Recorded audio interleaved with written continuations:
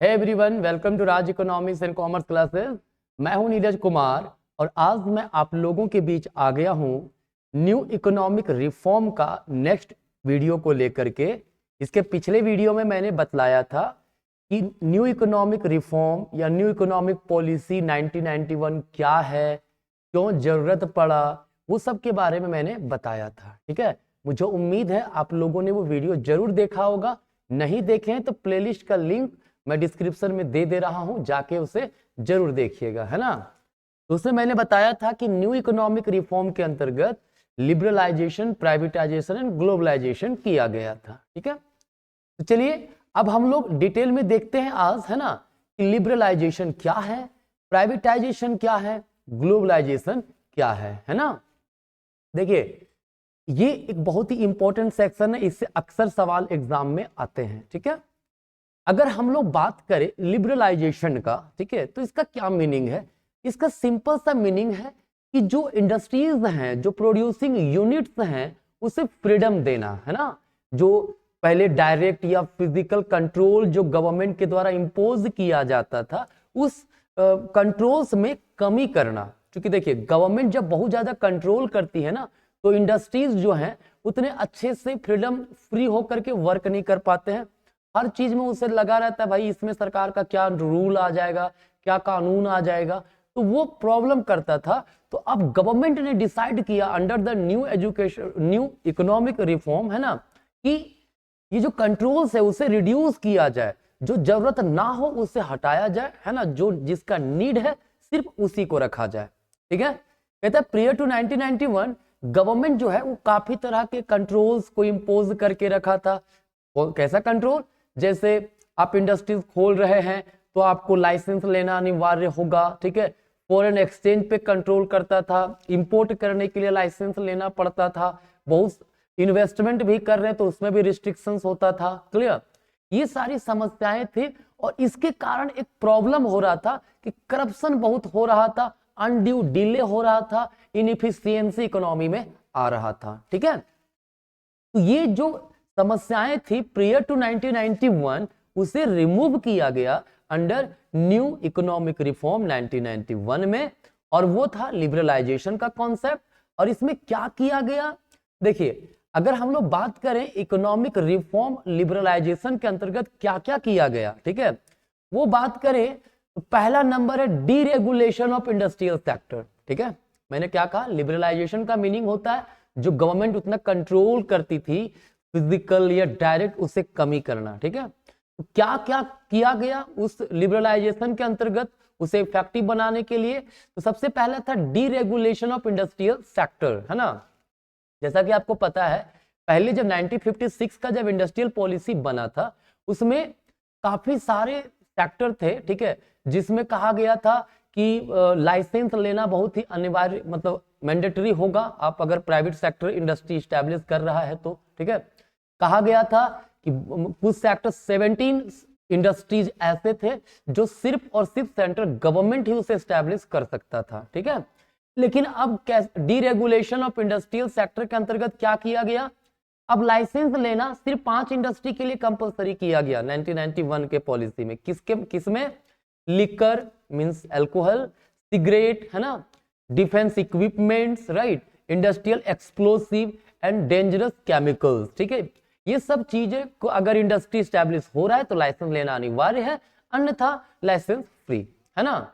दूसरा मैंने क्या कहा कि जो पहले 17 इंडस्ट्रीज था अंडर सेंट्रल गवर्नमेंट, मतलब गवर्नमेंट उस पे इंडस्ट्री स्टैब्लिश करेगी, उसका रूल रेगुलेशन गवर्नमेंट का होगा, अब उसे घटा करके 17 से 8 कर दिया गया।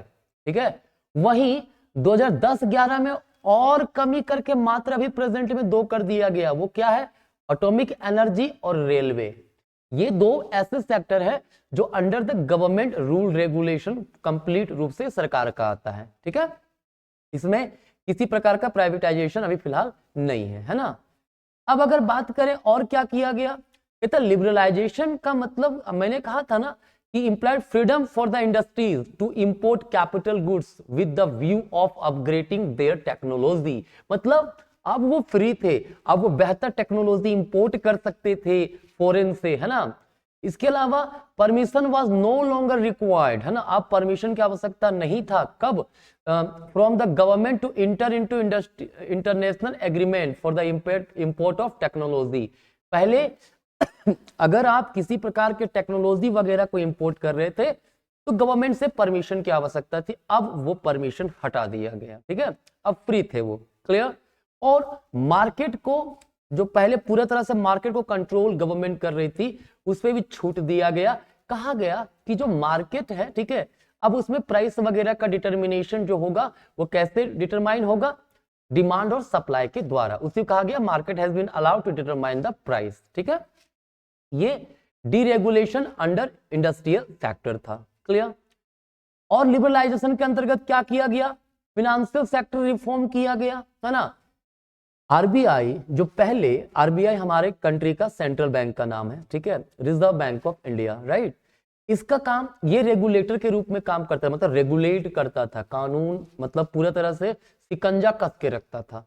अब आरबीआई का जो रोल था वो रेगुलेटर से फैसिलिटेटर बन गया, मतलब फैसिलिटेट करने वाला, मतलब सुविधाएं देने वाला, जरूरत पड़ने पे सजेशन देने वाला, ये रोल बना दिया गया किसका? आरबीआई का, ठीक है। कहता है these reforms led to establishment of private banks, है ना। अब ये रिफॉर्म होने के बाद ना प्राइवेट बैंक्स बहुत सारे आए इंडिया में, ठीक है। एफडीआई बैंक के सेक्टर में एफडीआई जो था, फॉरेन डायरेक्ट इन्वेस्टमेंट, फॉरेनर जो इन्वेस्ट करते हैं, फॉरेन कंपनीज जो हमारे कंट्री में इन्वेस्ट करेगी वो फॉरेन डायरेक्ट इन्वेस्टमेंट होगा। अब उसमें 50% जो शेयर है वो फॉरेनर रख सकते थे, फॉरेन कंपनी रख सकती थी, ठीक है। कहता है but certain managerial aspect have been retained with the RBI to safeguard the interest of the account holder। अब इसका ये मतलब बिल्कुल नहीं है कि फैसिलिटेटर बनाया गया आरबीआई को, है ना, तो इसका मतलब कि पूरी तरह से कंट्रोल हट गया, नहीं। मैनेजरियल एस्पेक्ट अभी भी रखा गया था ताकि जो अकाउंट होल्डर है, जो आम जनता है, उन लोगों का भी ध्यान रखा जाए, बैंक का शोषण ना किया जाए, ठीक है। इसमें और कहा गया कि अब जो मार्केट फोर्स जो है वो डिसाइड करेगा इंटरेस्ट रेट क्या होगा, वॉल्यूम का क्या होगा, पैटर्न ऑफ इन्वेस्टमेंट क्या होगा, ठीक है, मतलब इंटरेस्ट रेट का भी डिटर्मिनेशन डिमांड एंड सप्लाई के थ्रू होगा। क्लियर है? और लिबरलाइजेशन के अंतर्गत क्या रिफॉर्म किया गया? उसके अंतर्गत रिफॉर्म किया गया किसके? Physical reform. फिजिकल रिफॉर्म्स का मतलब क्या होता है? Revenue and expenditure of the government, मतलब गवर्नमेंट जो रेवेन्यू कलेक्ट करती है, सरकार जो खर्च करती है, उसमें भी रिफॉर्मेशन की बात कही गई, ठीक है। कहता है tax reforms are principal component of physical reform. ये जो फिजिकल रिफॉर्म है ना, उसका मेन कंपोनेंट क्या है? टैक्स रिफॉर्म, ठीक है। अगर टैक्स की बात करें तो generally tax direct tax and indirect tax होता है, राइट। डायरेक्ट टैक्स जिसमें क्या होता है, जिसके ऊपर इंपोज किया जाए बर्डन वही बियर करता है, like income tax, wealth tax, है ना। इनडायरेक्ट टैक्स, उसके जगह पे अभी जीएसटी आ गया जिसको गुड्स एंड सर्विस टैक्स बोलते हैं, लाइक कस्टम ड्यूटी, मतलब इसमें टैक्स का जो बर्डन है वो लोगों पे शिफ्ट किया जा सकता है, दूसरों पे, ठीक है। तो फिजिकल रिफॉर्म के अंतर्गत क्या किया गया? जो टैक्स प्रोसीजर था उसे इजी बनाया गया, ठीक है। जो टैक्स रेट था उससे कोशिश किया गया तो जो लोग हैं, जो टैक्स पेयर है, उस पर बर्डन ना बने, तो टैक्स रेट को लोअर किया गया, ठीक है। और क्या किया? एक्सटर्नल सेक्टर रिफॉर्म भी किया गया लिबरलाइजेशन के अंतर्गत। अब एक्सटर्नल सेक्टर रिफॉर्म्स के अंतर्गत दो चीजें आता है, क्या क्या? फॉरेन एक्सचेंज रिफॉर्म और फॉरेन ट्रेड पॉलिसी रिफॉर्म, ठीक है। फॉरेन एक्सचेंज रिफॉर्म के अंतर्गत अगर हम बात करें तो कहता है जो रूपी था, रूपी को डिवैल्यूड किया गया अगेंस्ट दी फॉरेन करेंसी, है ना। डिवैल्यूएशन का मतलब होता है जब अपने कंट्री का करेंसी का वैल्यू फॉरेन करेंसी के रिस्पेक्ट में रिड्यूस कर देना, ठीक है। जैसे अभी मतलब मान लीजिए $1 इक्वल्स 80 रुपीज है, ठीक है। मतलब अभी हम 80 रुपया देंगे $1 के लिए, ठीक है। तो मैंने कहा कि नहीं, अब हम आपको 90 दे देंगे, चलो 10 रुपया और दे देंगे, तो इससे क्या हुआ ना, हमारे करेंसी का वैल्यू रिड्यूस हो गया, और ठीक है, क्लियर है। और उसके अलावा तो ऐसा क्यों किया गया था आखिर, हम लोग क्यों कर रहे थे डिवैल्यूएशन? डिवैल्यूएशन का मोटिव होता है, इससे क्या होता है ना, एक्सपोर्ट सस्ता हो जाता है, एक्सपोर्ट बिकम चीपर, तो एक्सपोर्ट बढ़े, और एक्सपोर्ट बढ़ेगा तो फॉरेन करेंसी हमारे देश में आएगा, ये मोटिव से डिवैल्यूएशन किया गया था, ठीक है। Market has allowed to determine the foreign exchange rate, वही मार्केट फोर्स को अलाउ किया गया, क्लियर। वहीं अगर हम फॉरेन ट्रेड पॉलिसी रिफॉर्म की बात करें तो उसके अंदर क्या था, जो टैरिफ रिस्ट्रिक्शंस था, टैरिफ का मतलब होता है जब इंपोर्ट कर रहे हैं गुड्स को, ठीक है, उस पर टैक्स इंपोज करना ताकि डोमेस्टिक इंडस्ट्रीज प्रोटेक्ट हो सके। क्योंकि देखिए अगर ये एक पेन है जो फॉरेन से आ रहा है 20 रुपया में, ऐसा ही पेन इंडिया वाला बना रहा है मान लीजिए 22 रुपया में, तो ऑब्वियस सी बात है हम लोग 20 रुपया वाला सामान ही खरीदेंगे, है ना, क्योंकि फॉरेन से सस्ता मिल रहा है हमको। फॉरेनर जो उस समय डेवलप्ड कंट्रीज थे उसके बाद टेक्नोलॉजी हाई था तो लोअर कॉस्ट में बना लेते थे, ठीक है, तो रेट भी कम रहता था। अब इंडिया क्या कर रही है, उस पर टैरिफ इंपोज कर रही है ना, क्या किया, टैरिफ मान लिए 4 रुपया का टैक्स लगा दिया पर पेन पे, ठीक है, तब तो अब कीमत 24 हो गया ना। डोमेस्टिक पेन जो 20 रुपया 22 रुपया का था वो तो सस्ता हुआ ना 24 से, तो अब डोमेस्टिक जो इंडस्ट्रीज है उसी का प्रोडक्ट का डिमांड होगा, ज्यादा डिमांड होगा, है ना, तो इससे क्या होगा, डोमेस्टिक जो इंडस्ट्रीज है उसको मतलब सुरक्षा मिल जाएगा एक प्रकार से, ठीक है।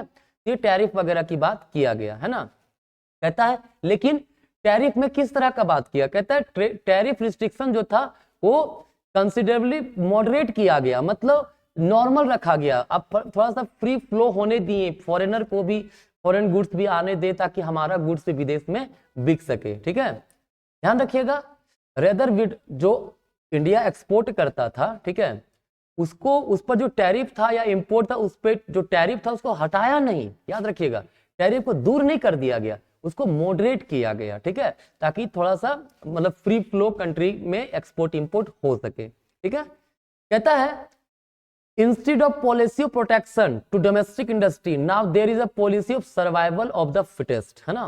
पहले मेन मोटिव था टैरिफ वगैरह इंपोज करने का, क्या कि पहले था ना कि हम लोग रिस्ट्रिक्शन लगा देते हैं, प्रोटेक्ट करते हैं डोमेस्टिक इंडस्ट्रीज को। अब क्या था, सर्वाइवल ऑफ द फिटेस्ट की बात कही जाने लगी। अब हम प्रोटेक्शन नहीं देंगे, कंपटीशन लाएंगे, है ना, ऐसा कंपटीशन कि हम भी सर्वाइव करने के लिए ऐसा क्वालिटी का प्रोडक्ट बनाए कि हमारा प्रोडक्ट भी फॉरेन में आसानी से बिक सके, ठीक है। और जो देश का डिमांड है उसको हम लोग अपने कंट्री में ही मतलब उसको पूरा कर सके, जो कंट्री के लोगों का जो डिमांड है उसका प्रोडक्ट हम अपने देश में ही बना लें, फॉरेन पे डिपेंडेंट ना होना पड़े, ठीक है। तो अब दूसरा है liberal privatisation. New economic reform 1991 में 3 चीजें किया गया है, लिबरलाइजेशन, प्राइवेटाइजेशन, ग्लोबलाइजेशन। अभी तक जो मैंने डिस्कस किया वो लिबरलाइजेशन था, अब देखते हैं प्राइवेटाइजेशन क्या होता है। देखिए अगर प्राइवेटाइजेशन की बात की जाए, है ना, तो प्राइवेटाइजेशन का मतलब होता है transfer of the assets from public sector to private sector, है ना, जो गवर्नमेंट के अंतर्गत रूल रेगुलेशन के अंतर्गत जो इंडस्ट्रीज आता है उसे सेल करके किसे दे देना, प्राइवेट सेक्टर को दे देना, ठीक है। ऐसा मोटिव क्या था, मेन मोटिव देखिए प्राइवेटाइजेशन करने के पीछे का मोटिव क्या था, थोड़ा सा एग्जांपल से समझिए। कहता है जो पब्लिक सेक्टर के इंडस्ट्रीज थे वो बहुत अच्छा इफेक्टिवली वर्क नहीं कर रहे थे। जैसे हम लोग कहते हैं ना जी, सरकारी काम देर से होता है, बहुत अच्छे से नहीं होता है, अब थोड़ा सुधार हो रहा है।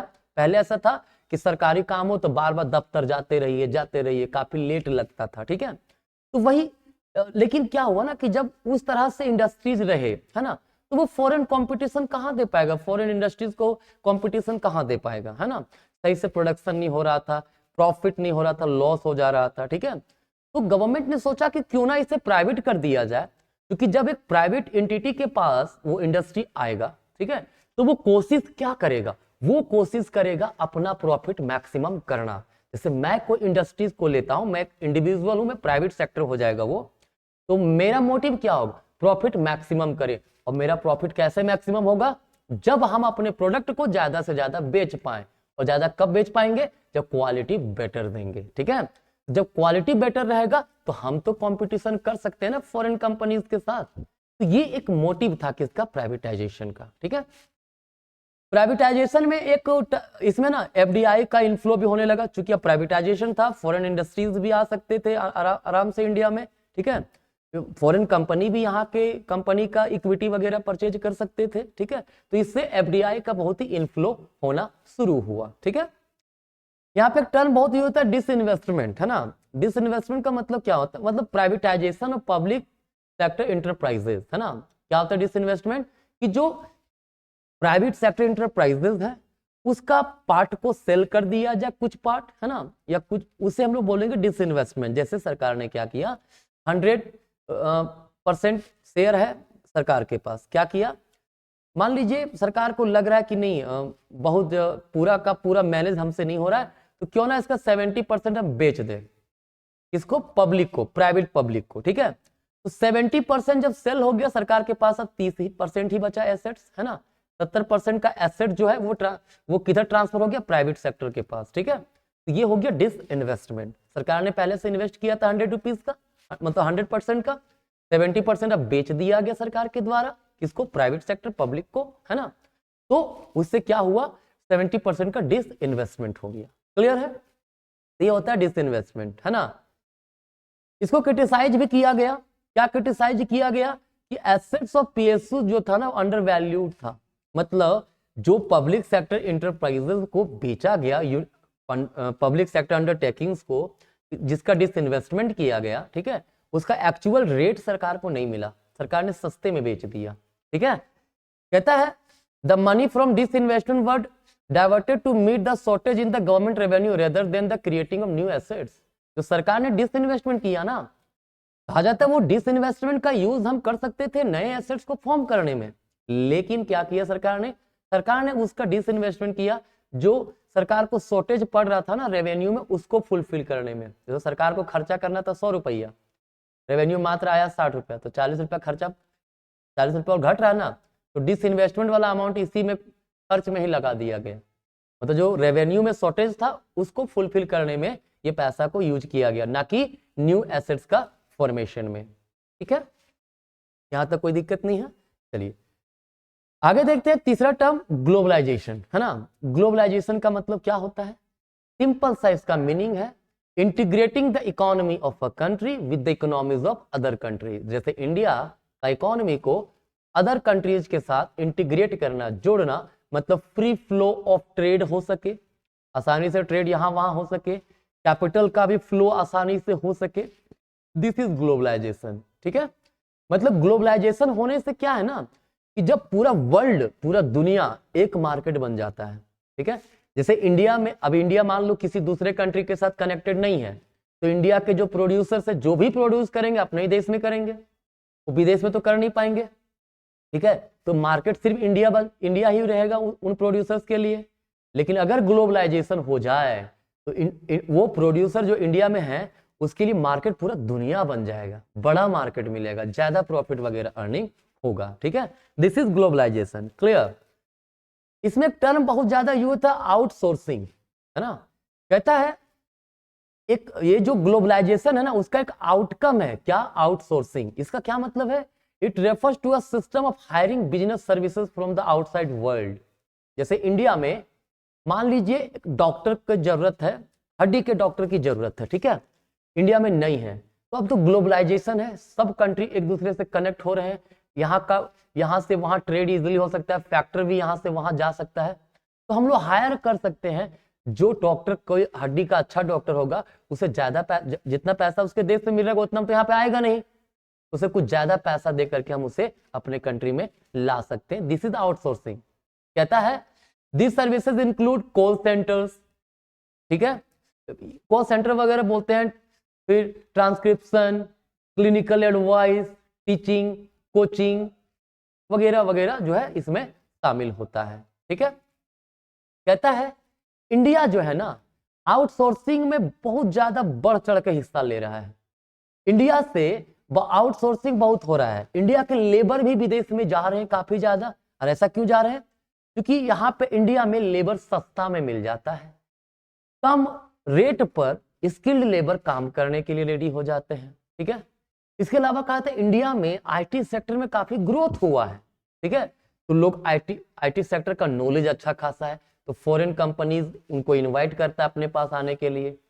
साथ ही साथ अगर हम अपने इंडस्ट्रीज में जरूरत पड़ता है तो हम विदेश से ला रहे हैं लोगों को, ठीक है। ये कंसेप्ट हुआ आपका आउटसोर्सिंग का, ठीक है। अब एक टर्म आता है ना यहाँ पे, वर्ल्ड ट्रेड ऑर्गेनाइजेशन। देखिए ग्लोबलाइजेशन का जो मोटिव है वो पूरा करता है ग्लोबलाइजेशन के मदद से। ग्लोबलाइजेशन बहुत हेल्प करता है, ये WTO काफी हेल्प करता है ग्लोबलाइजेशन का जो मोटिव है उसको फुलफिल करने में, ठीक है। WTO इसका एस्टैब्लिशमेंट याद रखिएगा 1995 में हुआ था, इसके पहले गेट हुआ करता था, ठीक है, बिफोर WTO पहले क्या था, गेट, GATT, गेट, है ना।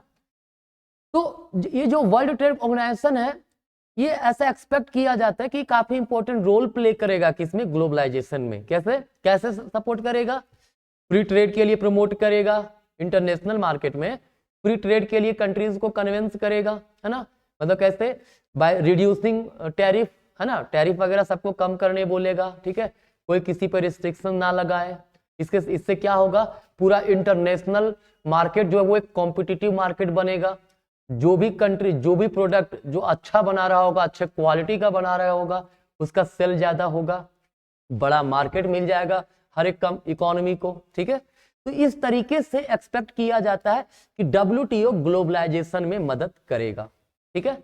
अब आप लोग एक बात बताइए, ग्लोबलाइजेशन से क्या सिर्फ फायदा ही हुआ है, तो कुछ लॉसेस भी हुए हैं। जिससे क्या होता है ना, अगर फॉरेन कंपनीज वगैरह बहुत सारे, इंडिया मतलब 100% बहुत सारे सेक्टर हो गए जहां पे 100% वो इन्वेस्टमेंट कर सकते हैं, ठीक है। तो जब बड़ा वर्चस्व बना लेता है तो वो इंटरफेयर करना शुरू करता है, इंडियन इकोनॉमी में हो सकता है वो इंटरफेयर करना शुरू कर दे, ठीक है। कल्चरल जो कल्चर है उसमें बहुत चेंजेस आ रहा है, क्योंकि देखिए ग्लोबलाइजेशन के कारण क्या होता है ना, हम लोग भी कनेक्ट हो रहे हैं वेस्टर्न कंट्रीज से, वेस्टर्न कंट्री भी हमारे देश से कनेक्ट हो रहा है, ठीक है। तो कहीं ना कहीं देखा जा रहा है कि इंडिया में वेस्टर्न कल्चर काफी मतलब एक्सेप्ट किया जा रहा है, हम लोग अपना कल्चर को कहीं ना कहीं छोड़ रहे, कम हो रहा है। ये एक समस्या ग्लोबलाइजेशन के कारण हो रहा है ना। तो ये कॉन्सेप्ट हमारा था लिबरलाइजेशन, प्राइवेटाइजेशन एंड ग्लोबलाइजेशन। अब अगर हम बात करें इसके आगे के वीडियोस का, तो वो आपको मिलेगा नेक्स्ट वीडियो में, ठीक है। तो यहां तक हुआ आज का कंसेप्ट, ठीक है। अगर आप CBSE क्लास के 12th के स्टूडेंट है, इंडियन इकोनॉमी है, पूरा कंप्लीट वीडियो आपके बीच आ रहा है, कृपया करके वीडियो देखा करें, दोस्तों तक शेयर करें, ठीक है। क्योंकि अभी भी देखा जा रहा है कि जो व्यूज हैं, जितना परसेंटेज व्यू आता है उसमें सब्सक्राइब करने वाले लोगों की संख्या कम है, ठीक है। तो आप सब्सक्राइब भी कर दीजिए चैनल अगर अभी तक सब्सक्राइब नहीं किए हैं, है ना। तो आज कहीं तक मिलेंगे नेक्स्ट वीडियो में, तब तक के लिए धन्यवाद।